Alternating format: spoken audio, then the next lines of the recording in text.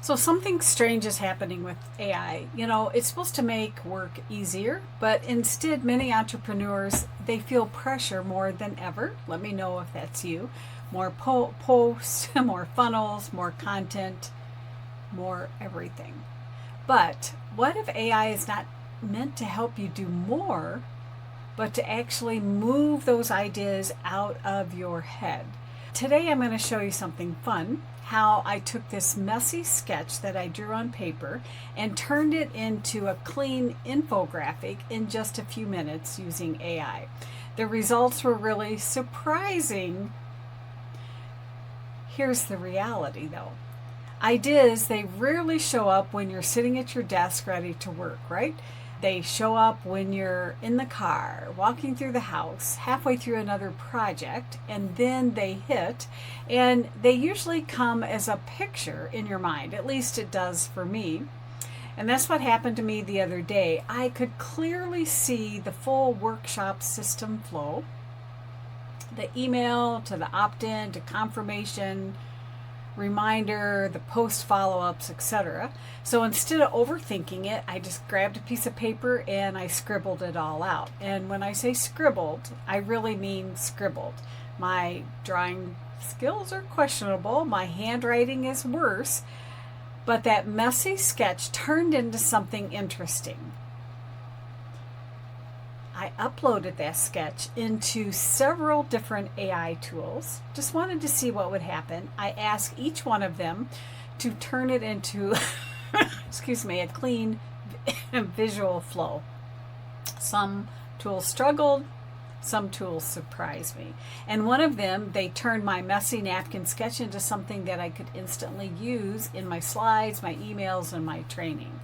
In this video, I'm going to show you that original messy sketch, then the different tools that I tested, the variations of each tool, and then which one I actually liked the best, okay?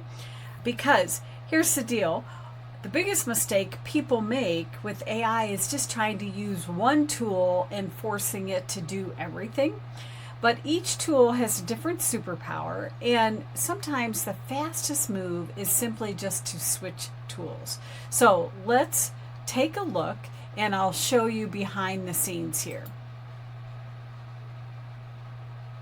Let me just move all of this stuff out of the way. So you might be able to see my screen. If not, let me know. So this was the messy sketch that I first started with. All right. And let me close this out.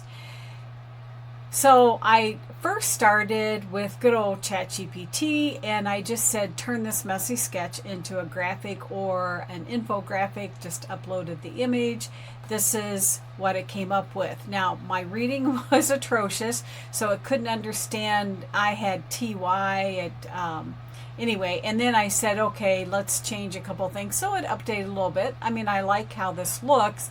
It's not perfect, though, as far as what I was looking for. I'm just showing you the top contenders here.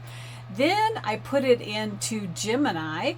Google basically gave it the same prompt, and look what it did here. I thought this was beautiful because I can clearly see what the flow is. It understood that after I automatically tagged them, that it would put them into an email sequence before the webinar and then afterwards. So this one was spot on. Another tool that I love to use is Notebook. This is also a Google tool. All I did, you'll notice over here on the left, I uploaded that messy sketch. I didn't say anything at all. If you're new to NotebookLM, what it will do is you can add as many resources as you want, and then in the middle it gives you kind of a synopsis of what it is. And then over here to the right, there's all these different tools that you can use based on the content that you're giving it. Inside of Notebook, it's kind of self-contained, which is great. It's not going out to the web and pulling a bunch of stuff. It's only working with what you give it. So what I did was I clicked on the infographic here, and let me just open up a new one so you can see it. They now have all different types of images, and you can give it detailed instructions. You can change the orientation, all of that kind of stuff. I just clicked in here, put that same prompt, take this messy image and give me an infographic, and here is the finished version of this. This is pretty good also because we can see that it's walking them through and so forth. Now, and I tested a couple other ones, and a couple of them were pretty bad, quite honestly.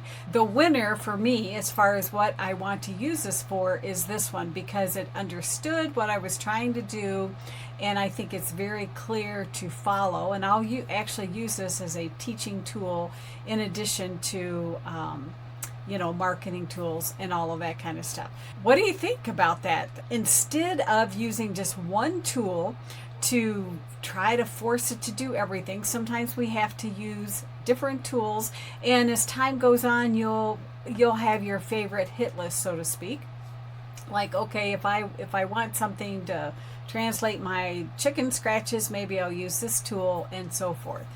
Stay tuned. I will be giving more details in the near future about this webinar that I will be hosting about how to create all these webinar goodies. But let me know in the comments below, what's your favorite AI tool that you're using in the moment, and how is it saving you time? All right, we'll see you next time. Take care.